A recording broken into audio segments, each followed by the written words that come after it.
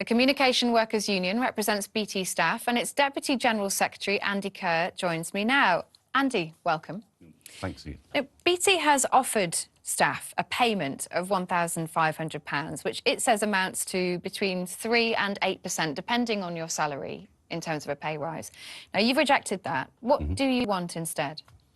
Well, let me be clear about what they've actually offered. They haven't offered, they've imposed. There's a big difference between offer and let's have a discussion around it. They actually imposed the £1,500. And as far as the 3 to 8% is concerned, it's partially true. But the people who were getting closer to the 8% was the lowest paid, the call centre workers, lowest paid. And really, those situations, they were way behind already. So I don't accept that they're getting an 8% pay rise. Actually, the company accepted earlier this year and gave them £1,000 of that early to retain them, because BT's attrition rates in the call centre area was 35%. So I don't accept that they're getting 8%. I think they're getting closer, really, in real terms, to 2 or 3%, and they need more. And what would you like to see the company offer? Well, we haven't set a specific target there, but it's quite clearly it's inflation we're looking for. It's there. We're willing to talk to the company around that, how you can set that up. I mean, I'm open for debate on that. But really, to negotiate, you need two people at a table. I'm certainly willing to be at a table any day of the week, over this weekend into next week if they want. It's the company that's refusing to speak to us. It is a big moment. It's the first time in 35 years. Have you tried to have that conversation with BT? What are they saying to you when you ask for that inflationary pay rise? Well, they're saying no, basically. They won't come back to the table at all. They claim that they had intense negotiations with us, prolonged negotiations, I think they've said too. That's not true. No, we had a few meetings, and it was a few meetings, 4 or 5. They didn't make any pay offer on the first 2 or 3. They made 2 pay offers to us, one of £1,200, which was rejected, and the second one was the £1,500. And before we got a chance, really, even to discuss it as an executive, to recommend it to our members, whether they would have accepted it or rejected it, the company already said they were going to impose it.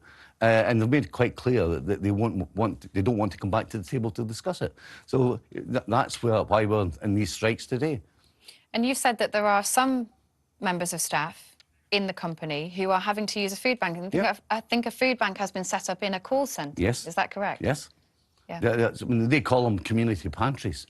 They can call them what they like. As far as I'm concerned, they're food banks. And I'll give you a bit of background. There's been sort of food banks, or there's been collections for food banks and call centres in the past, and offices, which is collecting it and giving it to the local communities, to the food banks. And I think that's is a good thing to do, and we wouldn't object to that. But the ones that's been set up, certainly in the northeast of England, was actually for the workers. And saying quite clearly, if you have not got enough money to last you to the end of the month, please use this food bank. Is that not an admission that you're not paying your workers enough wages? Was that set up by the company? It was set up by management in the company. I don't think it was set up by a very high level, but it was set up at the level of the contact centre. So managers in BT, in those contact centres, have set up a food bank for staff because they cannot afford to buy food? They have recognised that some of the workers who are in the lowest paid, just over £20,000, can't last a month. I want to ask you, because BT actually is increasing prices for customers at the moment, at the same time, and those price rises are quite significant, around 23% for some customers.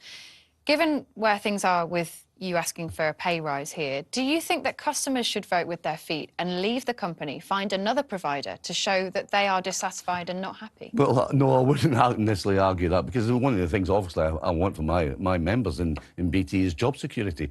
So, no, that would be counterproductive. But you're right, the company have made a major price last year. They're about to do it again this year. The issue for us is the company's making £1.3 billion profit last year. It just declared on Thursday £422 million of profit after tax. You can't tell me this company can't afford it. You know, that's the sort of profits they're making. And they're quite clearly going to grow further this year. There is money there. The issue is they don't want to choose to give it to the workers. They want to give it to the shareholders, but they don't want to give it to their own employees. Andy Kerr, thank you so much for taking us through that.